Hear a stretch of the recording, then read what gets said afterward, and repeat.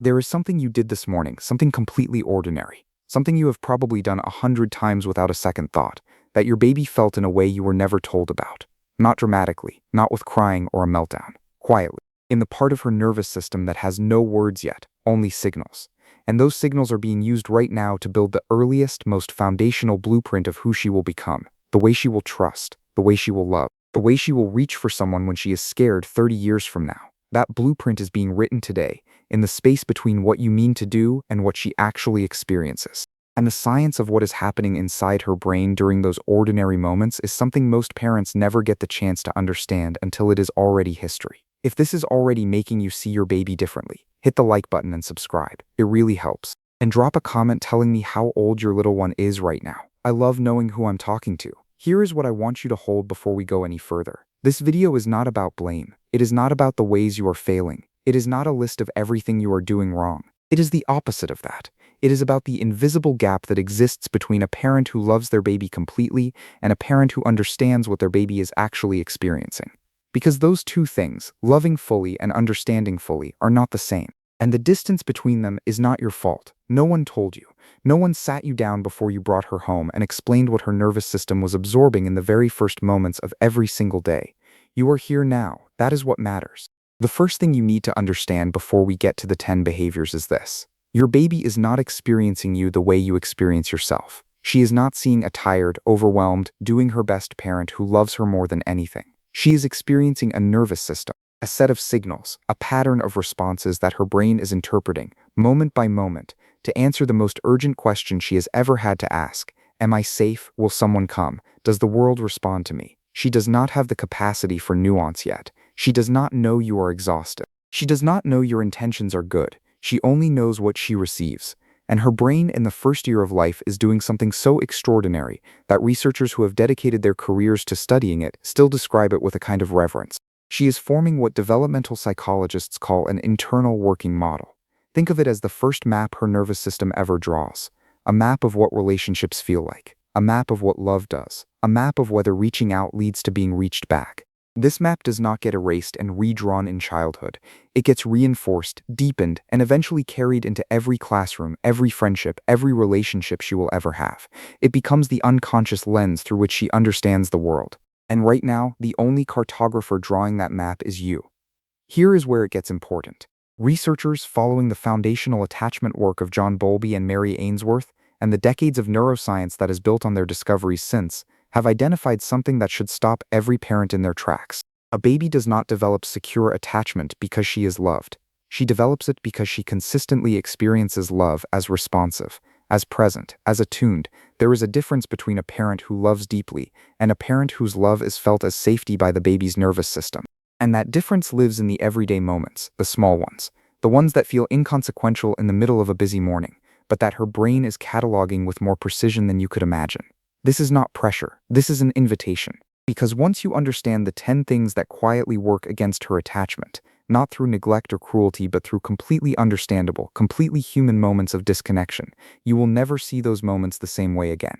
And seeing them differently is all it takes to begin doing something different. The first thing most parents do not realize is how deeply a baby experiences being put down in the middle of distress without being brought back into regulation first. Picture this. It is early morning.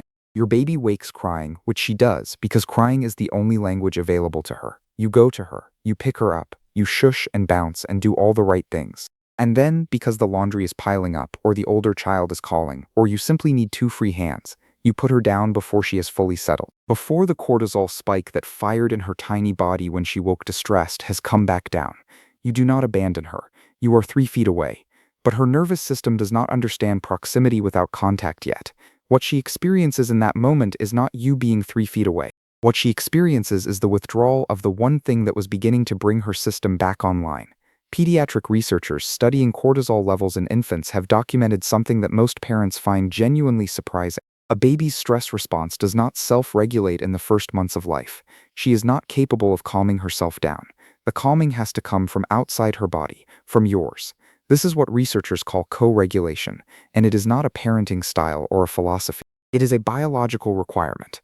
Her nervous system borrows yours to find its way back to baseline, and when the co-regulation is interrupted before it is complete, the cortisol does not simply resolve on its own. It lingers, it becomes the background noise of her day. This does not mean you can never put her down. It means that the moment of transition, the move from held to not held, matters more than most parents realize. A few extra breaths, a few extra seconds of stillness before the surface.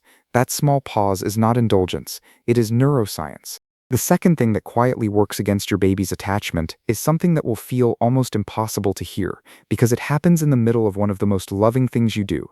It happens when you look at your phone while she is in your arms, not while she is sleeping, while she is awake, while she is looking at your face. Here is what most parents do not know about a baby's face-looking behavior. Between 2 and 5 months of age, your baby begins to do something researchers call social referencing. She looks at your face not because she enjoys looking at it, though she does, but because your face is her primary source of information about the world. Is this moment safe? Is this person safe? Is what is happening right now something to move toward or pull back from? She reads all of that from your expression, from your eyes, from the micro movements of your face that you are not even aware you are making. When your face goes flat because your attention has shifted to a screen, she notices within seconds. Dr. Edward Tronick's still face research, which has been replicated across cultures and decades, has shown that when a mother's face becomes unresponsive, even briefly, a baby begins to work. She will try to reconnect. She will smile harder. She will reach. She will make sounds. She will do everything available to her to bring your face back. And if it does not come back, she will eventually withdraw. She will look away. She will fold inward, and the cortisol will rise again. You are not a bad mother for checking your phone. You are a human being living in the most distracting environment in the history of our species. But knowing what your face means to her, knowing that it is her map of reality, changes the quality of the moments when you choose to be present. It is not about never looking away. It is about understanding what you are giving her when your eyes find hers, and choosing that more deliberately. If you're finding this helpful, please subscribe and turn on notifications. I upload new videos every week, and I'd hate for you to miss one. Your support is what makes this channel possible, and it genuinely means the world to me. The third behavior is one of the most counterintuitive on this list, because it comes from a place of pure love. It is the impulse to fix her emotions rather than feel them with her. When she cries, the instinct is to stop the crying. When she is frustrated, the instinct is to remove the frustration. When she is scared, the instinct is to immediately reassure her that there is nothing to be scared of. And all of that comes from love, from not wanting her to suffer, from the entirely human desire to make the hard thing go away. But what her developing brain actually needs in those moments is not the removal of the feeling, it is the presence of someone who can hold the feeling alongside her without collapsing under it. That is what teaches her that emotions are survivable. That is what builds the emotional regulation circuitry that will carry her through every difficult moment of her life. The science is unambiguous on this. Babies who are consistently met with emotional presence rather than emotional redirection develop stronger neural pathways for self-regulation. They grow into children who can sit with discomfort without being overwhelmed by it. And it begins here, in these earliest moments, when you simply stay with her in the feeling rather than rushing to end. The fourth thing is something almost every parent does in the first year without realizing its weight. It is responding to her hunger, her tiredness, and her discomfort, but missing her bids for connection. A bid for connection is a term from the research of Dr. John Gottman, and it describes the small, quiet, reaching out moments that happen dozens of times a day. The babble directed at your face that is not crying and not a need, just contact. The hand stretching toward yours for no reason. The sustained gaze that is asking not for milk or sleep, but simply for you. These bids are easy to miss because they do not demand. They do not escalate. They simply arrive, and if they are not met, they quietly recede. And a baby whose bids for connection go consistently unmet does not cry about it. She learns something instead. She learns that reaching does not always lead to being reached back. And that learning, lodged in the deepest architecture of her nervous system, becomes the first draft of her attachment style. The fifth behavior is one the most well-meaning parents struggle most to hear. It is the habit of overstimulating her when she turns away. When your baby breaks eye contact, looks to the side, turns her head, or suddenly becomes interested in something on the wall behind you, she is not being rude. She is not losing interest in you. She is regulating. Her nervous system has reached its processing limit and is calling a brief timeout. The instinct in that moment is to re-engage her, to move into her line of sight, to make a sound that brings her back. But doing so tells her nervous system that its attempts to self-regulate will be overridden. Over time, babies who are not allowed these micropauses become harder to soothe, not easier, because the circuitry for self-regulation never gets the space to practice. The sixth, seventh, and eighth behaviors live in the same territory, and they are worth naming together. Speaking to her in a stressed voice without repair, leaving her in prolonged distress without return, and responding to her differently depending on your own emotional state with no acknowledgement of the shift. None of these are failures of love.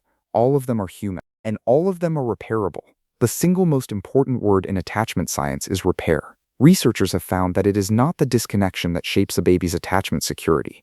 It is whether the disconnection is followed by reconnection. A parent who ruptures and repairs builds a more resilient nervous system in her baby than one who never ruptures at all, because repair teaches her that relationships can break and come back, that love does not disappear when it goes quiet for a moment, that the world is fundamentally recoverable. The ninth and 10th things are the quietest of all, and perhaps the most profound. The ninth is not slowing down enough to let her lead, to follow her gaze instead of directing it, to pause and wait instead of filling every silence. Serve and return, the back and forth of her reaching and your responding, is the single most researched predictor of healthy brain development in the first years of life. It happens when you let her set the pace. The 10th is not letting yourself believe that you matter as much as you do. Because the single most destabilizing thing for a baby's attachment is a mother who is disconnected from her own sense of worth. Your nervous system is her nervous system. Your calm is her calm. The way you hold yourself in this season is part of what she is absorbing. And here is where everything lands. You have always been doing this out of love. Every single behavior on this list you have done because you love her and because no one handed you the manual for what her nervous system actually needs. But now you know. And knowing changes the texture of tomorrow morning. The moment you put her down, you can take one more breath before you go. The moment she looks at your face, you can look back. The moment she cries, you can stay with her in it instead of rushing past it. These are not big changes. They are the smallest possible shifts. But inside her developing brain, in the neural pathways quietly being carved by every repeated experience, they are everything. She is not asking you to be perfect. She never was. She is asking you to be present, and you already are, or you would not be here. That is the thing about the parents who find their way to this kind of understanding.